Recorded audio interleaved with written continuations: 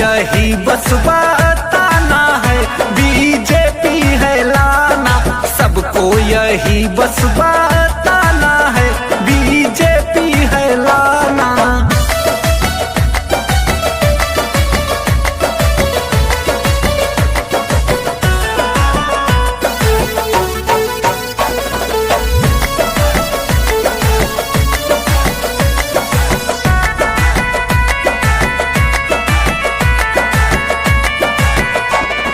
दादा दादी सुना पापा हा मम्मी, चाचा चाची सुना भैया हा भाभी।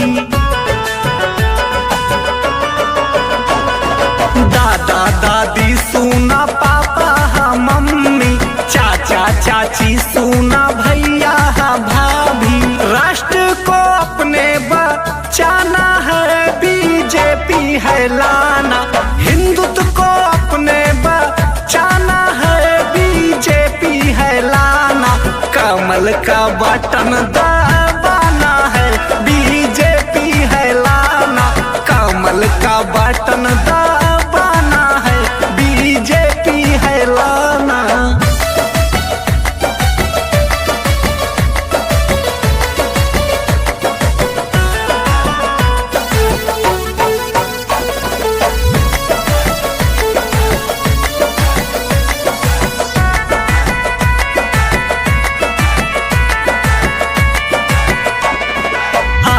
बीजेपी करी खूब विकास हो, गुंडा माफिया के कई दे नाश हो।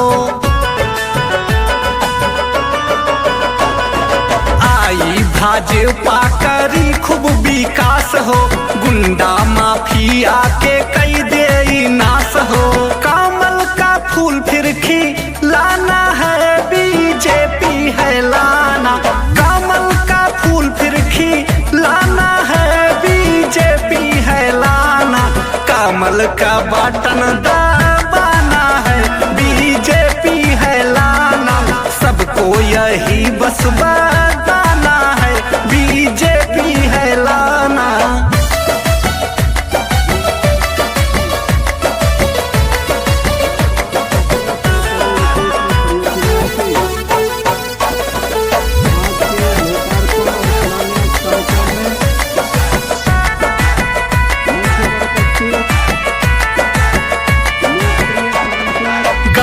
शहर और चारा वरिया, घर घर में फिर से लहरी केसरिया। गाँव शहर और चारा वरिया, घर घर में फिर से लहरी केसरिया। मंदिर मथुरा में बनवाना है, बीजेपी है लाना। मंदिर मथुरा में बनवाना है, बीजेपी है लाना। कमल का बटन दबाना है, बीजेपी है लाना। सबको यही बस बताना है, बीजेपी है लाना। पूर्व जिलाध्यक्ष सूर्यनारायण तिवारी जी, विधान परिषद सदस्य अवधेश कुमार मंजू सिंह जी, भारतीय जनता पार्टी के सभी पदाधिकारीगण, भारी संख्या में गोंडा से आए हुए मेरे सभी उपस्थित बहनों और भाइयों, आज गोंडा में मुझे प्रभु राम के अयोध्या में विराजमान होने के बाद पहली बार आने का सौभाग्य प्राप्त हुआ है। गोंडा तो अयोध्या से सटा हुआ जिला है और अयोध्या धाम के विकास का सर्वाधिक लाभ अगर किसी जनपद को प्राप्त हो रहा है, वह जनपद हमारा गोंडा ही है। इसके लिए मैं आपका भी अभिनंदन करता हूं।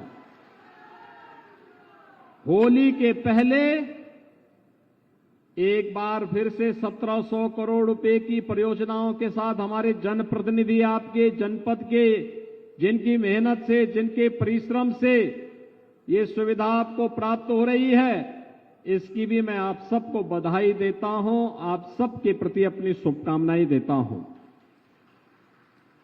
बहनों और भाइयों, आज हमारा देश बदल चुका है। एक नए भारत में हम रह रहे हैं। एक ऐसा भारत जिसने दुनिया में भारत के 140 करोड़ लोगों के सम्मान को बढ़ाया है, उनके गौरव को बढ़ाया है, तो देश के अंदर सुरक्षा का बेहतर माहौल भी दिया है। आतंकवाद, नक्सलवाद सब समाप्त। अब देश सुरक्षा की नहीं बल्कि समृद्धि की एक नित नए प्रतिमान को गढ़ता हुआ आगे बढ़ रहा है। आजादी के अमृत महोत्सव में भारत ने 5वीं बड़ी अर्थव्यवस्था के रूप में दुनिया में अपना स्थान बनाया है। और आज मैं आह्वान करने के लिए आया हूं कि मोदी जी को तीसरा कार्यकाल दीजिए। भारत मोदी जी के नेतृत्व में तीसरी बड़ी अर्थव्यवस्था बनेगा और दुनिया के सिरमौर बनकर के नेतृत्वकर्ता के रूप में स्थापित होगा। बहनों और भाइयों, इसीलिए तो प्रधानमंत्री जी कहते हैं कि हमारा एक ही संकल्प होना चाहिए। क्या होना चाहिए? हमारा संकल्प विकसित भारत। क्या होना चाहिए? हमारा संकल्प विकसित भारत। और विकसित भारत के लिए विकसित उत्तर प्रदेश आवश्यक है, और विकसित उत्तर प्रदेश के लिए विकसित गोंडा भी आवश्यक है। और विकसित गोंडा के लिए ही यहां की सड़कों को 4 लेन के साथ जोड़ने की कार्रवाई आगे बढ़ रही है। विकसित भारत के लिए ही गोंडा में मेडिकल कॉलेज दिया गया है। विकसित भारत के लिए ही ये 1700 करोड़ रुपए की परियोजनाएं यहां पर आई हैं। विकसित भारत के लिए ही बनटांगिया समुदाय को आजादी के बाद पहली बार इस डबल इंजन सरकार ने न्याय देने का काम किया है।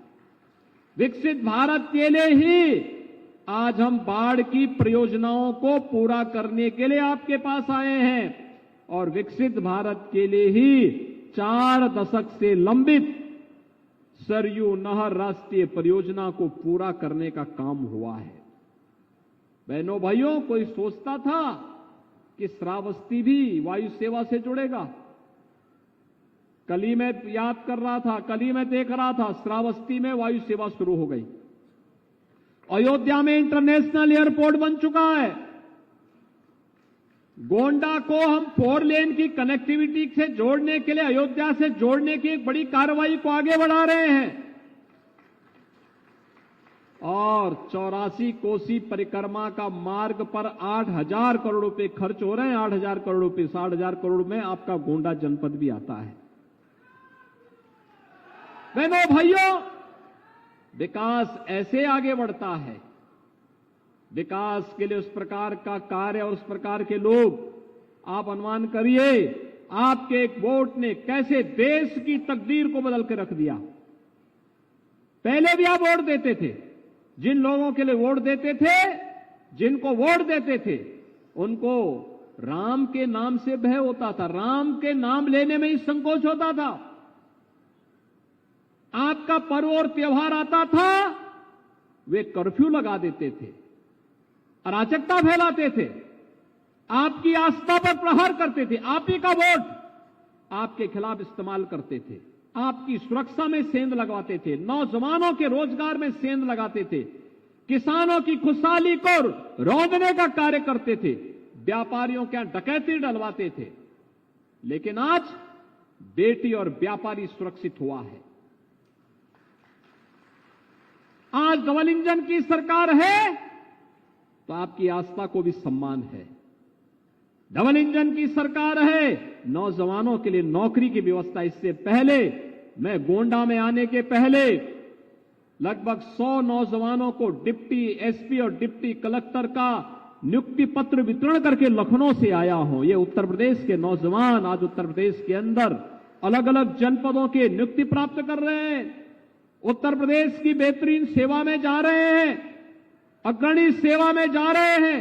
इसलिए जा रहे हैं क्योंकि सरकार संवेदनशील तरीके से उनके विकास के लिए कार्य कर रही है। और आज जब हम यहां पर आए हैं, आजादी के अमृत महोत्सव में प्रधानमंत्री मोदी जी ने हर भारतवासी को जोड़ा था, हर घर तिरंगा के माध्यम से।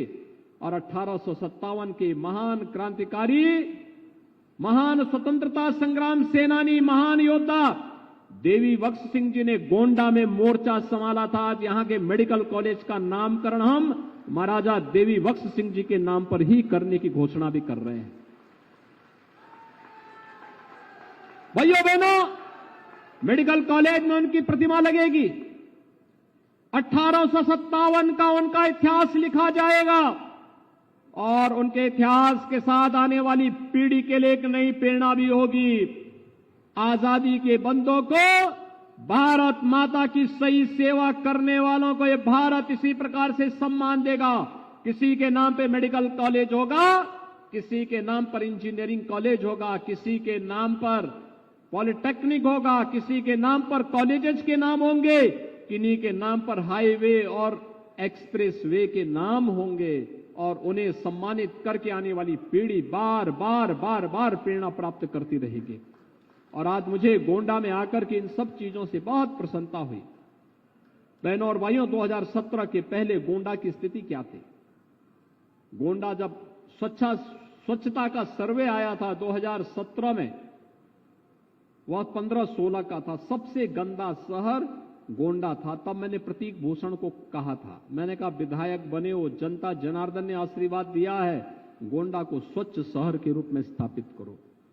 और इन्होंने उस समय प्रयास प्रारंभ किया। आज गोंडा साफ दिखाई देता है और मैं कहूंगा हमें अपने जीवन का हिस्सा बनना चाहिए। मैं यहाँ के जनप्रतिनिधियों का अभिनंदन करूंगा, जब भी आते हैं गोंडा के विकास के बारे में बात करने के लिए आते हैं। मैं बल्कि कभी कभी झिड़कता हूं, यार कि तुम हमेशा विकास के बारे में बात करते हो। कहते हैं साहब जनता ने इसी के लिए चुना, इसीलिए आए हैं। और मुझ पे तो ये लोग ऐसे मानते हैं जैसे घर का व्यक्ति हो तो झगड़ा भी करते हैं। कहते नहीं, हमें तो चाहिए ये कार्य, जितना विकास। और मैं फिर आज आपको कहने के लिए आया हूं, गोंडा में और देवीपाटन कमिश्नरी में विकास के कार्यों की कमी नहीं होने दी जाएगी। विकास के लिए पैसे की भी कमी नहीं होने दी जाएगी। जितना विकास की बात करोगे, जो भी यहां के विकास के बारे में कहोगे, जिस प्रकार की कनेक्टिविटी की बात करोगे, जिस प्रकार के कार्यों को जो युवाओं के लिए, किसानों के लिए, महिलाओं के लिए, व्यापारियों के लिए, समाज के अति दबे हुए कुचले हुए लोगों के उत्थान के लिए, सीमा की सुरक्षा के लिए और यहां की बेहतरीन कनेक्टिविटी के लिए जितना भी कार्य हो पाएगा वह कम होगा।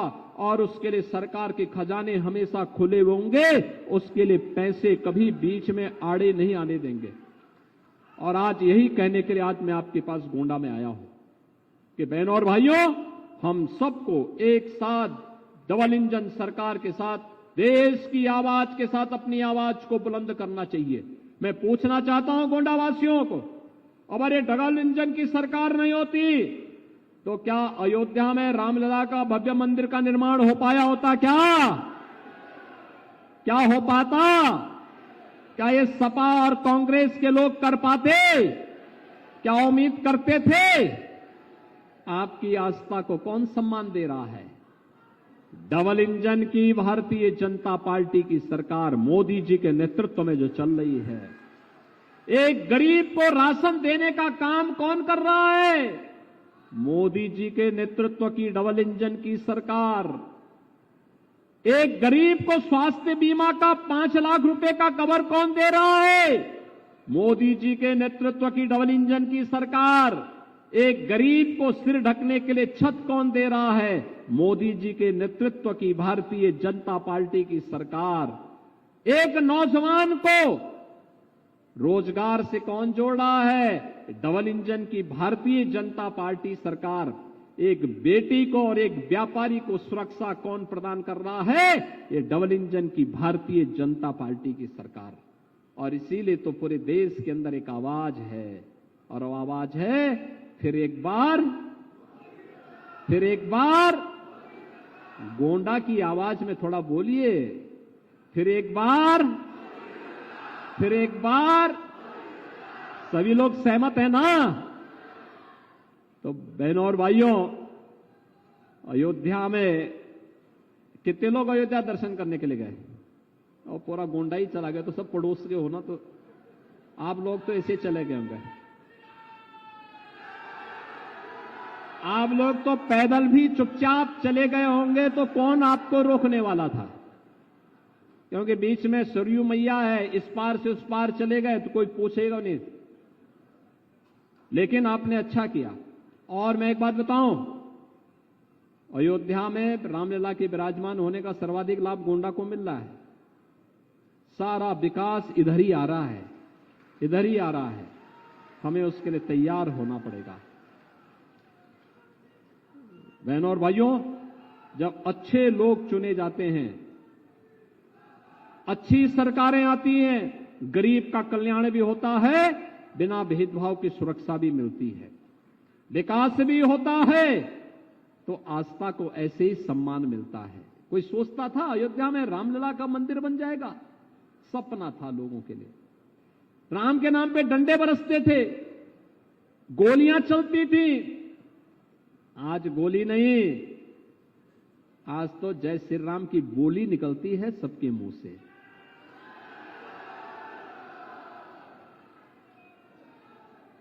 आज उत्तर प्रदेश में राम भक्तों पर गोली नहीं बल्कि पुष्प वर्षा हो रही है, पुष्प वर्षा। 22 जनवरी को आपने देखा होगा ना, अयोध्या में जब आदरणीय प्रधानमंत्री जी रामलला विराजमान के कार्यक्रम के भव्य कार्यक्रम को आगे बढ़ा रहे थे और 5 सदी के इंतजार को समाप्त कर रहे थे, तब आसमान से पुष्प वर्षा का कार्यक्रम भी हेलीकॉप्टर के माध्यम से हो रहा था ना। आज तो अयोध्या की पहचान दीपोत्सव और रामोत्सव से हो गई है। आज भव्य और दिव्य और नव्य अयोध्या के दर्शन हमें देखने को मिल रहे हैं। हमारी पीढ़ी धन्य हो गई है। जो 500 वर्षों से हमारे पूर्वजों का एक संकल्प था, वह संकल्प पूरा हुआ है। अयोध्या में प्रभु राम फिर से विराजमान हुए हैं। इससे बड़ी बात हम सब भारतवासियों के लिए, उत्तर प्रदेश वासियों और गोंडा वासियों के लिए दूसरी नहीं हो सकती है। इन सब के लिए भी मैं आपका अभिनंदन करता हूं। इन 1700 करोड़ रुपए की परियोजनाओं के लिए आपको बधाई देता हूं। इनमें सड़क की योजनाएं भी है, बाढ़ बचाव की भी है, स्वास्थ्य की भी है, पशु चिकित्सा से भी जुड़ी हुई है, यहां पर अन्य तमाम विकास से जुड़ी हुई योजनाएं भी हैं, हर घर नल से जुड़ी हुई योजना भी है। इन सब की मैं आपको बधाई देता हूं और विश्वास व्यक्त करता हूं कि देश की आवाज के साथ गोंडा की आवाज भी फिर एक बार मोदी सरकार के संकल्प के साथ आगे बढ़ेगी। इस विश्वास के साथ आप सबके प्रति मैं होली की मंगलमय शुभकामनाएं आपको देते हुए अपनी वाणी को देता हूं विराम। जय जय श्री राम।